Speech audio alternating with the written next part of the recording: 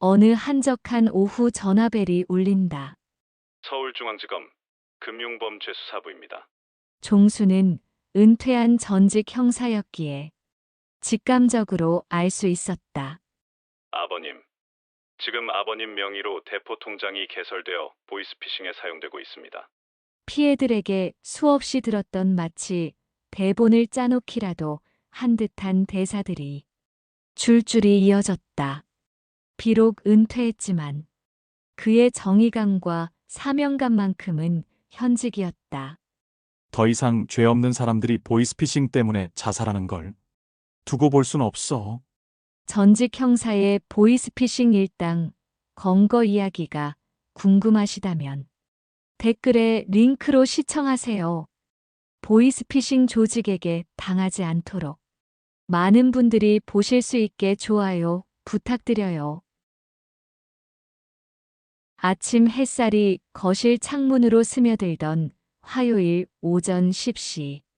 서울 은평구의 한 아파트 거실에서 박종수는 신문을 읽고 있었다. 정년퇴직한 지 벌써 3년째. 매일 아침 같은 시간에 일어나 커피를 내리고 신문을 펼치는 것이 그의 일과였다. 거실 한쪽 벽에는 경찰 재직 시절 받았던 표창장들이 가지런히 걸려 있었고 그 옆에는 아내와 함께 찍은 사진들이 따뜻한 분위기를 만들어내고 있었다. 전화벨이 울렸다. 박종수는 천천히 안경을 벗고 수화기를 들었다. 화면에는 2로 시작하는 낯선 번호가 떴다. 요즘 들어 부쩍 늘어난 스팸 전화련이 생각했지만 혹시 모를 일이라 받기로 했다. 여보세요? 아버님이시죠? 서울중앙지검 금융범죄수사부입니다. 젊은 남자의 목소리였다. 말투는 정중했지만 어딘가 급박한 느낌이 묻어났다. 박종수의 눈빛이 순간 날카로워졌다. 30년 형사 생활로 단련된 그의 직감이 무언가 이상하다고 속삭이고 있었다. 아버님 성함이 박종수님 맞으신가요? 주민등록번호 뒷자리가 123만 4,567이신. 상대방은 정확한 개인정보를 줄줄이 읊어댔다. 통장 개설 내역, 최근 카드 사용처까지. 박종수는 조용히 거실 테이블 위에 놓인 펜과 메모지를 끌어당겼다. 오랜 습관이었다. 수상한 전화가 오면 일단 기록하고 보는 것. 아버님, 지금 아버님 명의로 대포 통장이 개설되어 보이스피싱에 사용되고 있습니다. 피해자가 벌써 수십 명이고 피해 금액이 3억이 넘습니다. 지금 당장 조치를 취하지 않으면 아버님이 공범으로 몰릴 수 있습니다. 목소리에 진짜 같은 긴박감이 담겨 있었다. 평범한 노인이었다면 당황해서 상대방 말을 그대로 믿었을 것이다. 하지만 박종수는 달랐다. 그는 메모지에 보이스피싱 의심이라고 적으며 입꼬리를 살짝 올렸다. 거실 창밖으로 보이는 아파트 단지의 평화로운 풍경과는 대조적으로 수화기 너머에서는 긴장감 넘치는 연극이 펼쳐지고 있었다. 박종수는 일부러 떨리는 목소리를 만들어냈다. 아니, 그게 무슨 말입니까? 내가 언제 대포 통장을. 아버님, 침착하세요. 제가 도와드리겠습니다. 지금부터 제 지시를 정확히 따라주셔야 합니다. 먼저 아버님 명의의 모든 통장에서 돈을 빼서 안전한 계좌로 옮겨야 합니다. 그 순간 박종수의 눈가에 주름이 잡히며 씁쓸한 미소가 번졌다. 이런 수법으로 얼마나 많은 선량한 노인들이 피해를 봤을까. 그는 펜을 놓고 몸을 의자에 깊이 기대었다. 창밖에서 들려오는 아이들의 웃음소리가 묘하게 이 상황과 대비되었다. 검사님, 제가 좀 귀가 어두워서요. 다시 한번 소속과 성함을 말씀해 주시겠습니까? 서울중앙지검 금융범죄수사부 김민수 검사입니다. 박종수는 메모지에 차분히 적었다. 자칭 김민수 검사, 서울중앙지검. 그리고 그 옆에 물음표를 3개나 그렸다. 수화기를 다른 손으로 바꿔 들고는 휴대폰으로 진짜 서울중앙지검 대표번호를 검색하기 시작했다. 검사님, 이 일이 너무 충격적이라 좀 정리를 하고 싶은데요. 제가 10분 후에 다시 전화드려도 될까요? 아버님, 지금 1분 1초가 급한 상황입니다. 끊으시면 안 됩니다. 상대방의 목소리가 갑자기 높아졌다. 압박감을 주려는 전형적인 수법이었다. 박종수는 거실벽에 걸린 자신의 경찰 정복 사진을 바라보며 깊은 한숨을 내쉬었다. 그럼 통화하면서 준비하겠습니다. 잠시만요. 박종수는 일부러 소리가 나게 서랍을 뒤지는 척했다. 그러면서 조용히 아내에게 문자를 보냈다. 보이스피싱 전화 받는 중. 걱정 말고 시장 구경 계속하세요. 몇 년 전 같은 아파트에 사는 최 씨 할머니가 보이스피싱으로 노후 자금 5천만 원을 날렸다. 그날 밤 최 씨 할머니는 한강 다리를 서성거리다 다행히 순찰 중이던 경찰관에게 발견되어 극단적인 선택은 하지 않았지만 그 충격으로 여전히 우울증 약을 먹고 있었다. 박종수는 주먹을 꽉 쥐었다. 은퇴는 했지만 형사의 피는 아직 식지 않았다. 이놈들을 그냥 둘 수는 없었다. 그는 다시 떨리는 연기를 하며 물었다. 검사님, 제가 지금 통장을 찾았는데요. 어디로 돈을 옮기면 됩니까? 제가 지금 안전계좌 번호를 알려드리겠습니다. 받아 적으세요. 박종수는 펜을 들고 차분히 계좌번호를 적었다. 그리고 그 아래에 범죄 계좌라고 크게 써넣었다. 거실 탁자 위에 가족 사진을 보니 지난 설날 온 가족이 모여 찍은 사진이 있었다. 손자, 손녀들의 해맑은 얼굴이 보였다. 이 아이들이 살아갈 세상에서 이런 쓰레기 같은 놈들이 활개치게 둘 수는 없었다. 전화를 끊고 난 박종수는 곧바로 행동에 나섰다. 거실 서랍장 깊숙한 곳에서 낡은 수첩 하나를 꺼냈다. 표지가 너덜너덜해진 그 수첩에는 30년 형사 생활 동안 함께했던 동료들의 연락처가 빼곡히 적혀 있었다.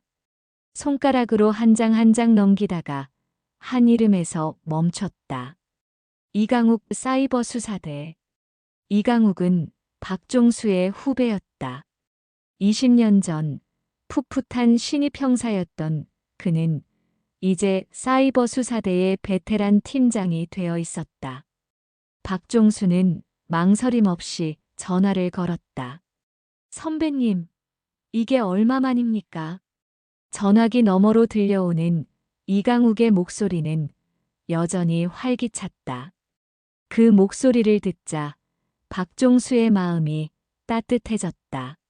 하지만 곧 표정을 다잡고 용건을 꺼냈다.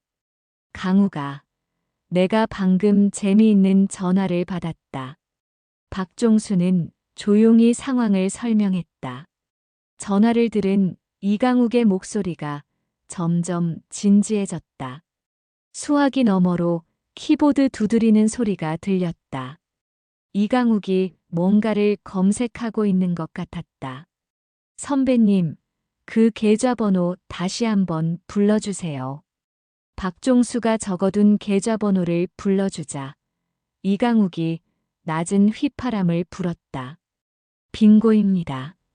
이 계좌, 우리가 추적하던 보이스피싱 조직이 사용하는 계좌 중 하나예요. 벌써 피해자가 10명이 넘습니다.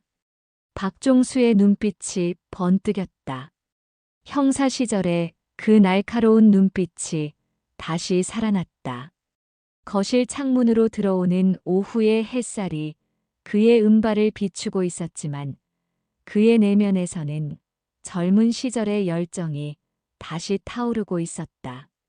강우가 이놈들 잡을 방법이 없을까? 선배님, 혼자서는 어렵습니다. 하지만 이강욱이 잠시 말을 멈췄다. 전화기 너머로 누군가와 대화하는 소리가 들렸다. 잠시 후 그가 다시 말을 이었다. 선배님, 혹시 시간 되시면 한번 서로 만날까요? 사실 저희도 이 조직을 잡으려고 수사 중인데 증거가 부족해서 난항을 겪고 있었거든요.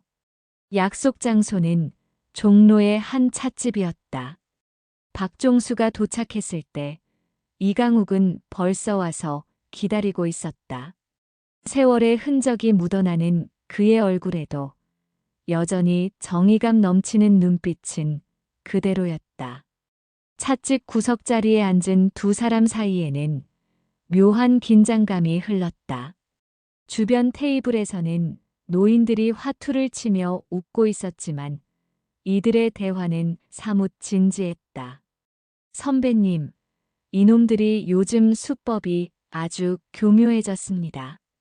특히 노인분들을 타깃으로 삼는데 개인정보를 어디선가 빼내서 아주 그럴듯하게 접근합니다. 이강욱은 태블릿을 꺼내 최근 피해 사례들을 보여주었다. 화면에는 피해자들의 사연이 하나하나 정리되어 있었다. 70대 할머니가 전 재산 8천만 원을 잃고 요양원에 들어간 사례, 80대 할아버지가 자식들 모르게 집을 담보로 대출받아 사기당한 사례, 박종수의 얼굴이 점점 굳어졌다. 이런 나쁜 놈들. 박종수가 찻잔을 내려놓는 손에 힘이 들어갔다. 찻잔이 달그락 소리를 내며 흔들렸다. 바로 그때 찻집 문이 열리며 또 한 명이 들어왔다.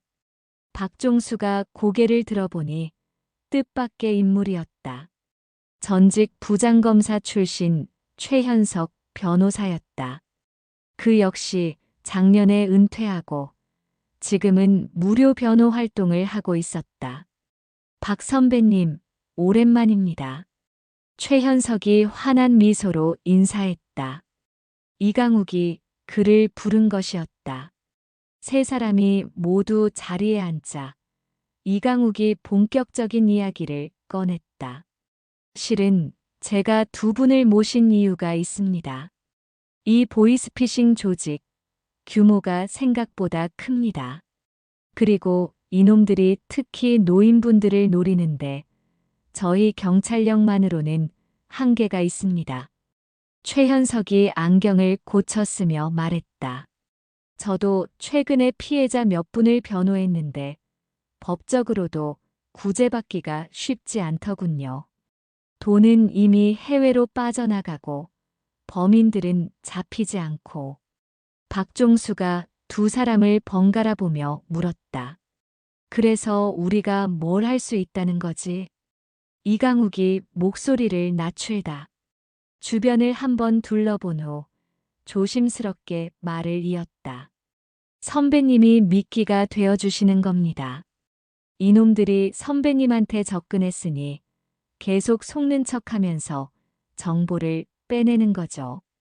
저희는 그 정보를 바탕으로 추적하고 최 변호사님은 법적인 부분을 지원하고.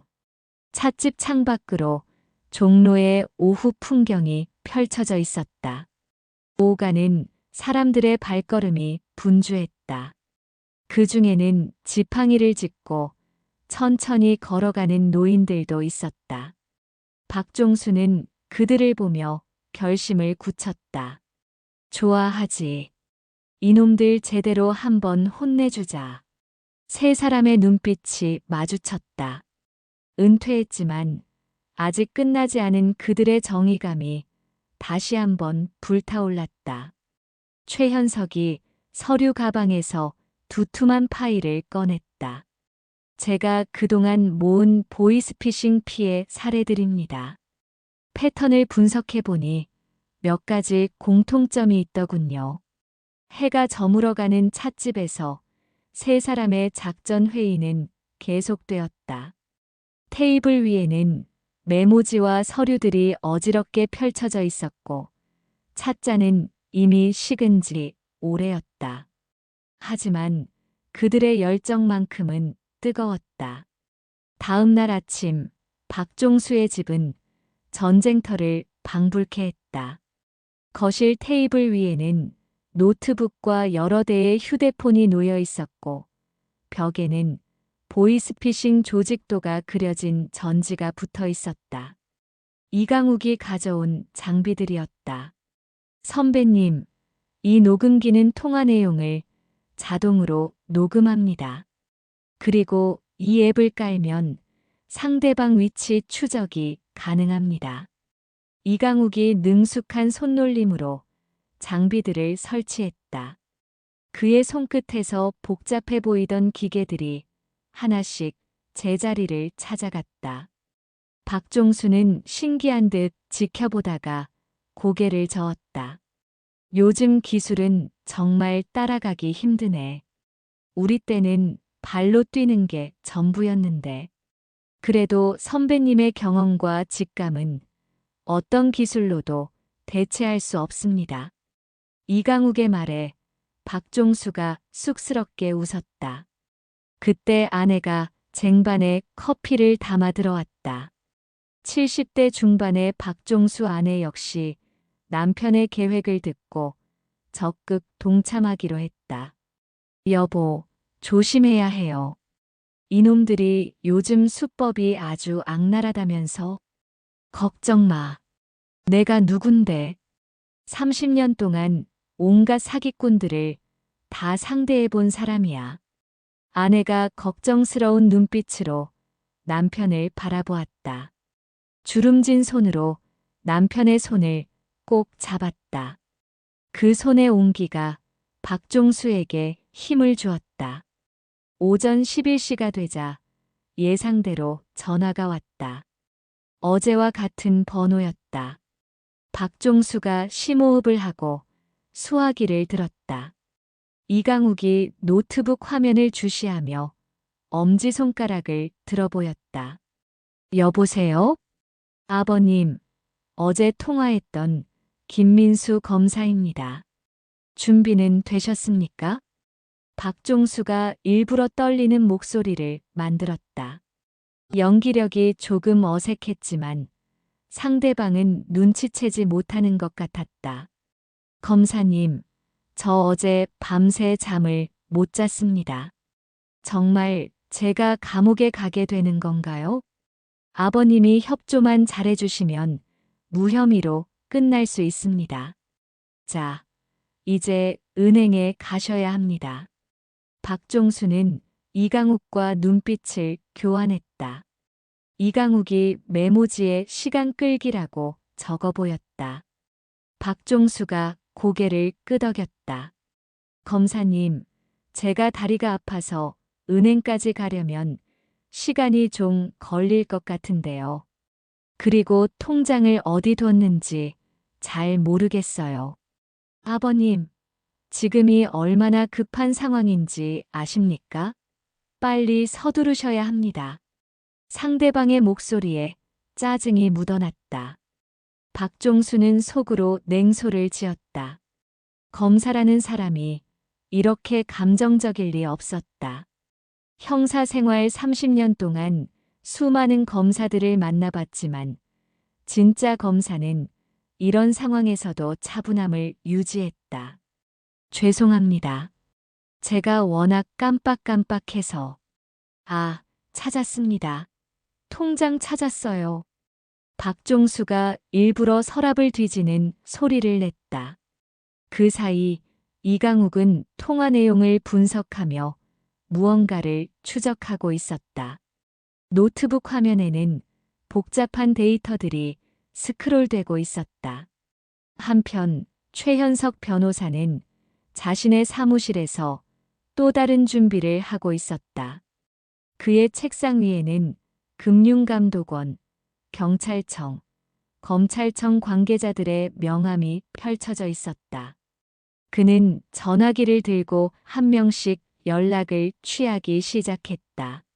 네, 저 최현석입니다. 보이스피싱 조직을 잡을 수 있는 기회가 생겼는데 협조가 필요합니다.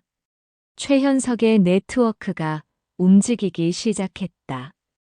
은퇴했지만 여전히 그를 존경하는 후배 검사들과 판사들이 있었다.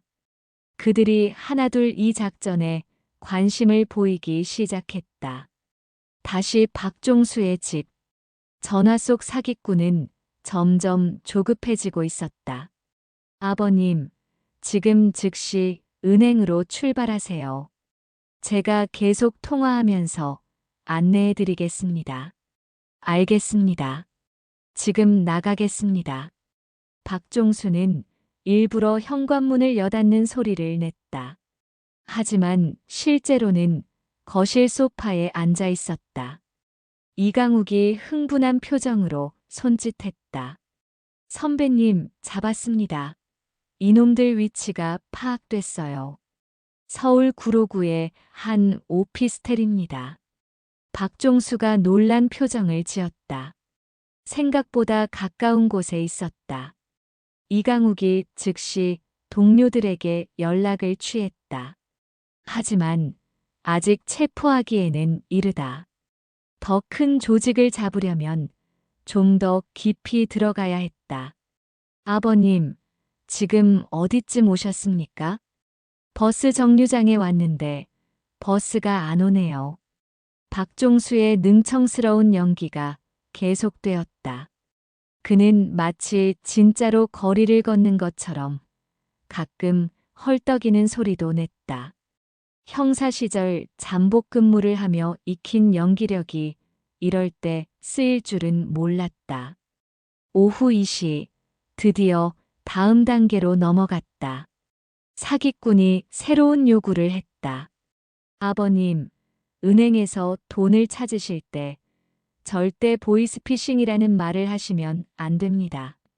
그럼 더 큰 문제가 생깁니다. 알겠습니다. 그런데 검사님, 제가 궁금한 게 있는데요. 뭐가 궁금하십니까? 박종수가 순진한 목소리로 물었다. 제 돈을 안전계좌로 옮기면 나중에 다시 찾을 수 있는 거죠? 당연합니다. 수사가 끝나면 즉시 돌려드립니다. 제가 검사 이름을 걸고 약속드립니다. 박종수와 이강욱이 서로를 보며 코웃음을 쳤다. 검사 이름을 걸고 약속한다니 진짜 검사가 들으면 기가 막힐 일이었다. 사흘째 되는 날, 작전은 새로운 국면을 맞았다. 박종수는 여전히 사기꾼들과 연락을 주고받으며 시간을 끌고 있었고, 그 사이 이강욱의 사이버 수사팀은 보이스피싱 조직의 윤곽을 거의 파악했다. 아침 일찍 박종수의 집에 뜻밖의 손님들이 찾아왔다. 최 씨 할머니를 비롯해 보이스피싱 피해를 본 노인들 5명이었다. 최현석 변호사가 이들을 모아온 것이었다. 박 선생님, 우리도 돕고 싶습니다. 최 씨 할머니의 눈에는 눈물이 고여 있었다. 5천만 원을 잃고 절망했던 그녀는 이제 복수의 기회를 잡고 싶어 했다. 다른 피해자들도 마찬가지였다. 각자 수천만 원에서 수억 원까지 피해를 본 사람들이었다. 박종수가 난감한 표정을 지었다. 위험할 수도 있는 일에 이분들을 끌어들이기가 망설여졌다. 하지만 최현석이 나섰다. 이분들도 나름의 역할이 있습니다. 피해자로서의 경험이 우리에게 큰 도움이 될 겁니다. 거실이 작은 회의실로 변했다. 노인들이 둘러앉아 각자의 피해 상황을 설명하기 시작했다. 그들의 이야기를 들으며 박종수는 분노가 치밀어 올랐다. 저는 아들인 줄 알고 3천만 원을 보냈어요. 목소리가 정말 비슷했거든요. 저는 경찰이라고 해서 믿었죠. 신분증 사진까지 보내주더라고요. 하나하나의 사연이 가슴 아팠다. 이강욱이 노트북을 펼치며 말했다. 이분들의 증언을 토대로 분석해보니 이 조직이 사용하는 패턴이 보입니다. 시간대도 주로 오전 10시에서 오후 2시 사이 노인들이 혼자 있을 시간을 노립니다. 박종수의 휴대폰이 울렸다. 또 사기꾼이었다. 이제는 다른 번호로 전화가 왔다. 여보세요? 아버님, 금융감독원입니다. 김민수 검사님께서 연락드리라고 하셨습니다. 이제는 금융감독원 직원 행세까지 하고 있었다. 박종수가 스피커폰을 켜자 모두가 숨을 죽이고 들었다. 아버님께서 아직도 은행에 안 가셨다고 들었습니다. 이러시면 정말 큰일 납니다. 최 씨 할머니가 주먹을 꽉 쥐었다. 바로 이 목소리였다. 자신에게 전화했던 그 목소리와 똑같았다. 그녀가 흥분해서 일어서려 하자 옆에 있던 다른 피해자가 손을 잡아 진정시켰다. 제가 지금 집에서 나가려고 하는데 아내가 아파서 좀 늦을 것 같습니다. 그럼 아드님이나 다른 가족분이 대신 가실 수는 없습니까? 순간 박종수의 눈빛이 차가워졌다. 이놈들이 가족까지 노리고 있었다. 하지만 침착하게 대답했다. 아들은 지방에 있고 딸은 해외에 있습니다. 제가 직접 가야 합니다. 통화를 끝낸 후 이강욱이 긴급한 표정으로 말했다. 선배님, 방금 추적 결과가 나왔는데 이놈들이 여러 곳에 분산되어 있습니다. 구로, 금천, 관악. 최소 3개 팀이 움직이고 있어요. 최현석이 지도를 펼쳤다. 서울 지도 위에 빨간 점으로 표시된 곳들이 있었다. 보이스피싱 조직의 거점들이었다. 경찰력만으로는 동시에 잡기 어렵겠네요. 그래서 제가 생각한 게 있습니다. 박종수가 모두를 둘러보며 말했다. 그의 눈빛에는 형사 시절의 날카로움이 되살아나 있었다. 우리가 직접 유인하는 겁니다. 이놈들을 한 곳으로 모이게 만드는 거죠. 어떻게요? 큰 건을 미끼로 던지는 겁니다. 제가 1억이 넘는 돈을 가지고 있다고 하면 분명 총책이 직접 나설 겁니다. 위험한 계획이었다. 하지만 피해자들의 눈빛이 빛났다. 그들도 이 작전에 동참하고 싶어 했다. 저희도 돕겠습니다. 저희가 또 다른 피해자인 척하면서 동시다발로 연락하면 어떨까요? 최 씨 할머니의 제안이었다. 다른 피해자들도 고개를 끄덕였다. 박종수가 잠시 고민하다가 결심했다. 좋습니다. 하지만 절대 위험한 행동은 하지 마세요. 통화만 하시는 겁니다. 오후가 되자 작전이 시작됐다. 피해자들이 각자 집에서 보이스피싱 조직에 전화를 걸었다. 마치 속아 넘어가는 것처럼 연기했다. 여보세요? 검찰청에서 전화 왔다고 들었는데요. 아, 네. 제 통장이 범죄에 연루됐다고요? 여러 곳에서 동시에 미끼를 던지자 사기꾼들이 술렁이기 시작했다. 이강욱의 추적 장비에 잡히는 통화량이 급증했다. 선배님, 움직임이 있습니다. 이놈들이 서로 연락을 주고받고 있어요. 저녁 무렵 드디어 큰 물고기가 걸려들었다. 박종수에게 새로운 전화가 왔다. 이번에는 목소리가 달랐다. 더 나이 든 남자의 목소리였고 말투도 더 세련됐다. 박종수 선생님이시죠? 저는 서울중앙지검 부장검사 정태준입니다. 총책이 직접 나선 것 같았다. 박종수가 이강욱과 눈빛을 교환했다. 이강욱이 엄지손가락을 치켜들었다. 부장검사님이 직접 전화를 주시다니. 네, 사안이 너무 중대해서 제가 직접 나섰습니다.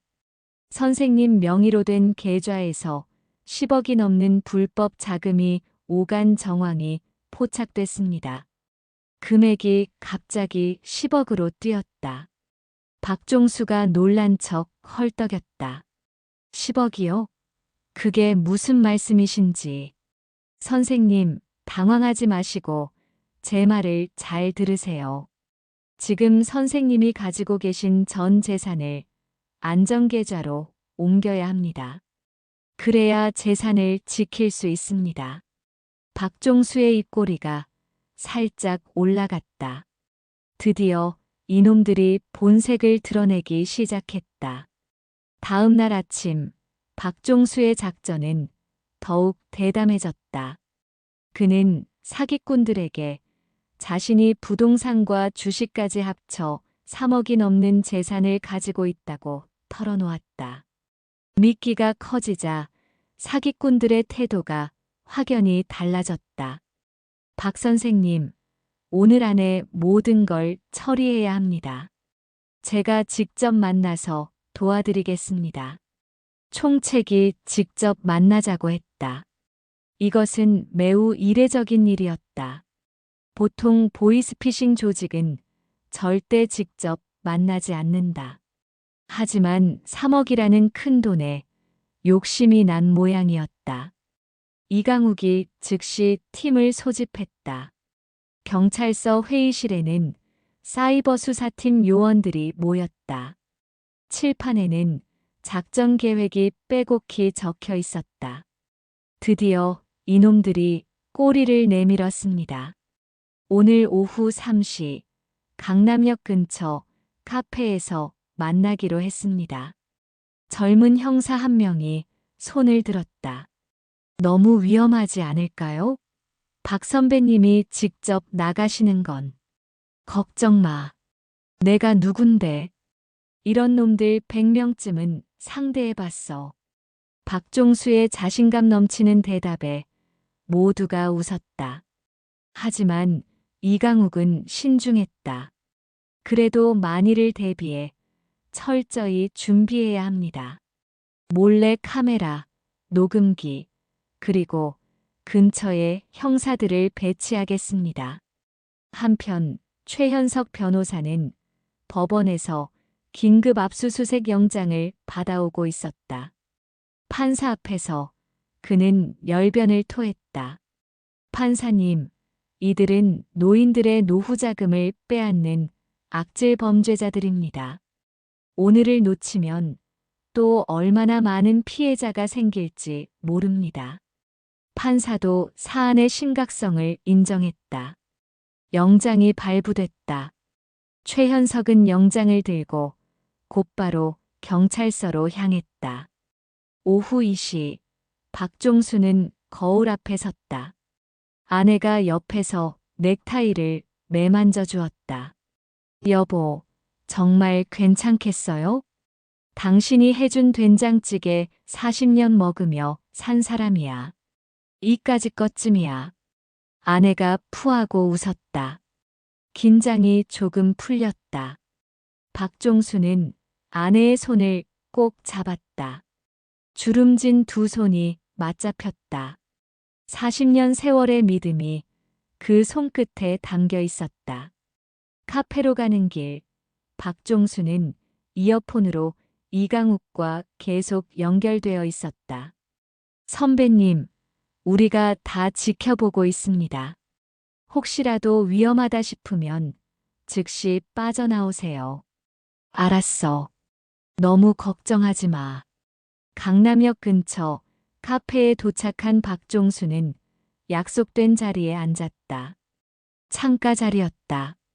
밖에서도 안이 잘 보이는 위치였다. 몇 분 후 양복을 말끔하게 차려입은 40대 남자가 다가왔다. 박종수 선생님? 네, 그렇습니다. 남자가 명함을 내밀었다. 서울중앙지검 부장검사 정태준이라고 적혀 있었다. 물론 가짜였다. 박종수는 명함을 받아 자세히 살펴보는 척했다.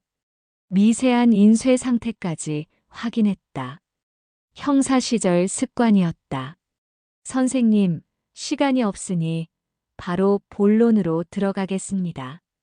가짜 정태준이 서류 가방에서 서류를 꺼냈다. 그럴듯하게 만든 공문서들이었다. 하지만 박종수의 눈에는 허점투성이었다. 도장 위치도 틀렸고 공문 번호 형식도 엉터리였다.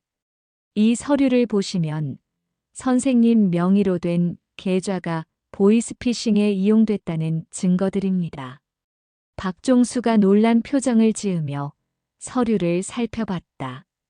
그러면서 작은 단축 카메라로 서류를 하나하나 찍었다. 이런, 정말 제 계좌가. 네, 그래서 지금 당장 선생님의 재산을 안전계좌로 옮겨야 합니다. 제가 직접 은행까지 모시겠습니다. 바로 그때 카페 문이 열리며 또 다른 인물이 들어왔다. 박종수가 깜짝 놀랐다. 최 씨 할머니였다. 그녀가 왜 여기에? 최 씨 할머니가 가짜 정태준을 보자 얼굴이 하얗게 질렸다. 그리고 갑자기 소리를 질렀다. 이 사람이야. 이 사람이 내 돈을 뺏어간 사람이야. 카페 안이 순식간에 소란스러워졌다. 가짜 정태준이 당황해서 일어섰다. 뭐 하는 할머니야. 당신이 김 검사라고 했잖아. 내 돈 5천만 원 돌려줘. 최 씨 할머니가 가짜 정태준의 팔을 붙잡았다. 그가 뿌리치려 하는 순간 카페 곳곳에서 형사들이 일어섰다. 꼼짝 마. 경찰이다. 이강욱이 앞장서서 들어왔다. 형사들이 순식간에 가짜 정태준을 에워쌌다. 그는 도망치려 했지만 이미 늦었다. 보이스피싱 혐의로 체포한다. 묵비권을 행사할 수 있으며 수갑이 채워지는 소리가 카페 안에 울렸다. 손님들이 모두 놀라 쳐다봤다. 박종수가 일어서서 최 씨 할머니를 부축했다. 할머니, 괜찮으세요? 네. 드디어 잡았네요. 드디어. 최 씨 할머니의 눈에서 눈물이 흘렀다. 한이 맺혔던 그 눈물이었다. 가짜 정태준, 본명 김철수를 체포한 후 수사는 급물살을 탔다. 그의 휴대폰에서 보이스피싱 조직의 전모가 드러나기 시작했다. 경찰서 취조실에서 김철수는 처음에는 입을 굳게 다물었다. 하지만 이강욱이 확보한 증거들을 하나씩 내밀자 점점 무너지기 시작했다. 김철수 씨, 이 통화 녹음 들어보시죠. 당신 목소리 맞죠? 녹음기에서 흘러나오는 목소리는 분명 김철수의 것이었다. 여러 노인들에게 검사, 경찰, 금융감독원 직원 등을 사칭하며 협박했던 내용들이었다. 이것만으로도 징역 10년은 거뜬합니다. 하지만 협조하면 감형받을 수 있어요. 최현석 변호사가 취조실 밖에서 지켜보고 있었다. 그는 검사 시절의 경험을 살려 이강욱에게 조언을 해주고 있었다. 결국 김철수가 입을 열었다. 저는 그냥 중간 책임자입니다. 진짜 총책은 따로 있어요. 누구죠? 강동구에서 사무실을 운영하는 조 사장이라는 사람입니다. 본명은 조정환. 이강욱이 즉시 조정환에 대한 수사를 시작했다. 놀랍게도 그는 이미 여러 번 사기 전과가 있는 인물이었다. 하지만 매번 증거 불충분으로 풀려났다. 박종수는 집에서 다른 피해자들과 함께 대책을 논의하고 있었다. 거실에 모인 피해자들의 표정이 한결 밝아져 있었다. 드디어 한 명이라도 잡았네요. 정말 감사합니다. 박 선생님. 아직 끝난 게 아닙니다. 진짜 큰 놈들을 잡아야 해요. 박종수는 벽에 붙은 조직도를 가리켰다. 김철수는 빙산의 일각에 불과했다. 그 위에는 더 큰 조직이 있었다. 다음 날 새벽 경찰은 조정환의 사무실을 급습했다. 강동구의 한 빌딩 4층. 겉보기에는 평범한 무역회사처럼 보였다. 경찰이다. 문 열어. 쾅. 문이 부서지며 형사들이 들이닥쳤다. 안에는 컴퓨터 수십 대가 놓여 있었고 젊은이들이 황급히 자료를 지우려 하고 있었다. 움직이지 마. 손 들어. 하지만 조정환은 이미 도망친 뒤였다. 책상 위에는 태운 서류의 재만 남아 있었다. 이강욱이 이를 갈았다. 이놈, 눈치가 빨라. 하지만 컴퓨터 하드디스크는 남아 있었다. 복구 작업을 통해 엄청난 자료가 나왔다. 피해자 명단만 수천 명, 피해 금액은 100억이 넘었다. 선배님, 이것 좀 보세요. 이강욱이 박종수에게 자료를 보여줬다. 거기에는 노인들의 개인정보가 상세히 정리되어 있었다. 나이, 재산, 가족관계, 심지어 병원 진료 기록까지. 이런 자료를 어디서 구했을까? 내부 공범이 있는 것 같습니다. 은행이나 통신사, 병원 직원 중에. 박종수의 표정이 굳어졌다. 생각보다 훨씬 조직적이고 체계적인 범죄였다. 그때 최현석 변호사가 중요한 정보를 가지고 왔다. 조정환이 필리핀으로 도주하려 한답니다. 공항에 수배령이 내려졌어요. 언제 출국 예정이죠? 오늘 밤 11시 비행기입니다. 시간이 얼마 없었다. 박종수가 벌떡 일어섰다. 공항으로 가야 합니다. 이놈을 놓치면 안 돼요. 이강욱이 말렸다. 선배님은 민간인이세요. 저희가 가겠습니다. 아니야, 나도 가겠어. 이 사건은 내가 시작했으니 끝도 내가 봐야지. 결국 박종수도 함께 인천공항으로 향했다. 차 안에서 그는 피해자들에게 문자를 보냈다. 오늘 밤 주범을 잡습니다. 여러분의 한을 꼭 풀어드리겠습니다. 답장이 쏟아졌다. 응원과 감사의 메시지들이었다. 박종수의 마음이 더욱 단단해졌다. 공항에 도착한 것은 밤 10시. 출국장은 여행객들로 붐볐다. 형사들이 곳곳에 배치됐다. 박종수는 2층에서 내려다보며 조정환을 찾았다. 저기다. 최현석이 가리킨 곳에 모자를 깊이 눌러 쓴 남자가 있었다. 조정환이 틀림없었다. 그가 출국 심사대로 걸어가고 있었다. 지금이다. 형사들이 일제히 움직였다.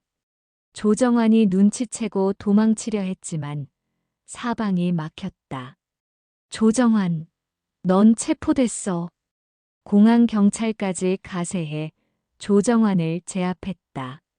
수갑이 채워지는 순간 주변 사람들이 박수를 쳤다. 박종수가 조정환 앞으로 걸어갔다. 당신이 망친 노인들의 삶이 얼마나 되는지 알아? 그들의 눈물을 봤어? 조정환이 고개를 숙였다. 할 말이 없었다. 재판이 시작됐다. 서울중앙지법 대법정은 방청객들로 가득 찼다. 대부분이 피해자인 노인들이었다. 박종수도 증인석에 앉아 있었다. 검사가 기소 내용을 읽어내려갔다. 피고인 조정환 외 23명은 2020년부터 2024년까지 4년간 조직적으로 보이스피싱을 행하여 피해자 3,842명으로부터 총 147억 원을 편취했습니다. 법정이 술렁였다. 피해 규모가 상상 이상이었다. 최현석 변호사는 피해자들의 변호인으로 나섰다. 그가 증거 자료를 제출했다. 재판장님, 이것은 피해자들의 진술서입니다. 한 분 한 분의 사연을 읽어보시면 이 범죄가 얼마나 잔인한지 아실 겁니다. 최 씨 할머니가 증인으로 나섰다. 떨리는 목소리로 증언했다. 저는 평생 모은 5천만 원을 잃었습니다. 그 돈은 제 남편이 암으로 돌아가시기 전에 남긴 유산이었어요. 저에게는 그게 전부였습니다. 눈물을 흘리는 그녀의 모습에 방청석에서도 훌쩍이는 소리가 들렸다. 박종수도 증언했다. 저는 30년간 형사로 일했습니다. 은퇴 후에도 이런 범죄를 막고 싶었습니다. 노인들을 노리는 이런 비겁한 범죄는 반드시 뿌리 뽑아야 합니다. 피고인 측 변호사가 반박했다. 피고인들도 생활고에 시달리다가 하지만 재판장이 손을 들어 막았다. 생활고가 노인들의 노후 자금을 빼앗을 명분이 됩니까? 재판은 3개월간 계속됐다.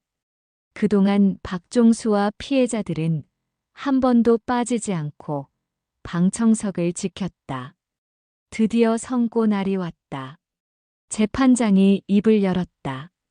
피고인 조정환에게 징역 15년을 선고합니다. 피고인 김철수에게 징역 8년을, 주범들에게는 중형이, 공범들에게도 실형이 선고됐다. 그리고 중요한 판결이 더 있었다.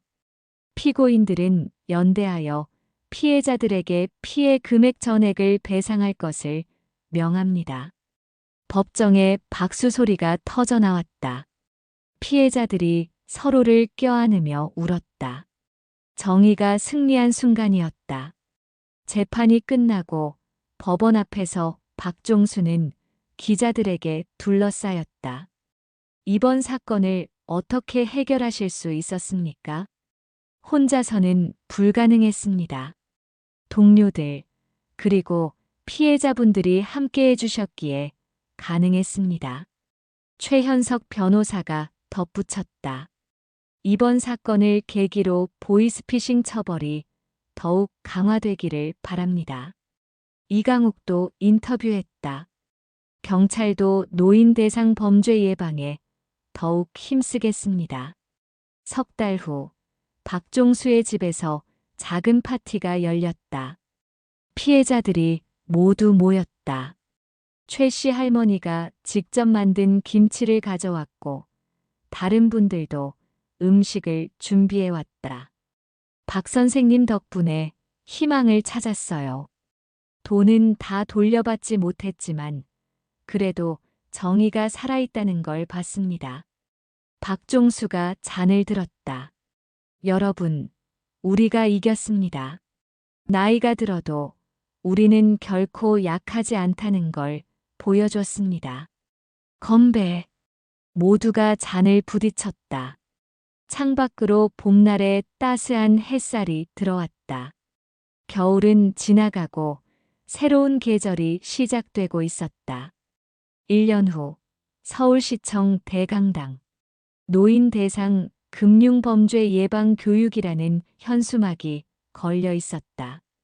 강단에 선 사람은 박종수였다. 여러분, 보이스피싱 전화가 오면 일단 끊으세요. 그리고 반드시 해당 기관에 직접 확인하세요. 300명이 넘는 노인들이 진지하게 듣고 있었다. 박종수는 이제 전국을 다니며 보이스피싱 예방 교육을 하는 강사가 되었다. 강의가 끝나고 한 할아버지가 다가왔다. 선생님, 저도 며칠 전에 수상한 전화를 받았는데 선생님 강의 덕분에 속지 않았습니다.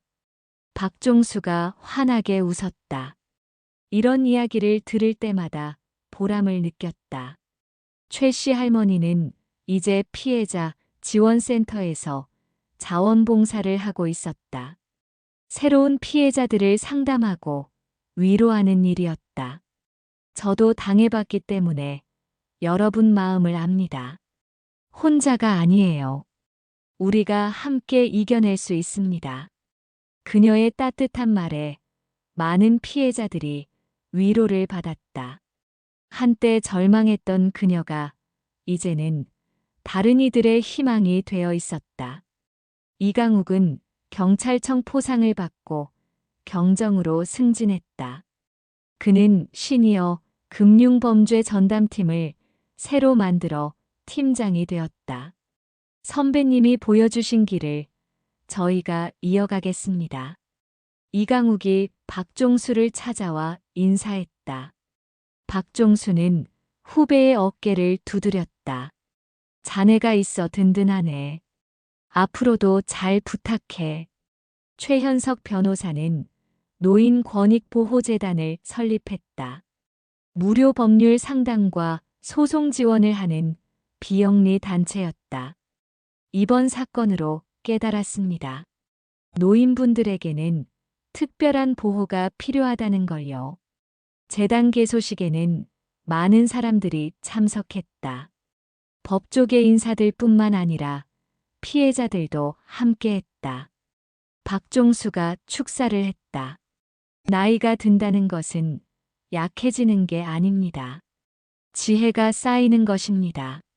우리의 경험과 지혜로 더 나은 사회를 만들어 갑시다. 박수 소리가 대강당을 가득 채웠다.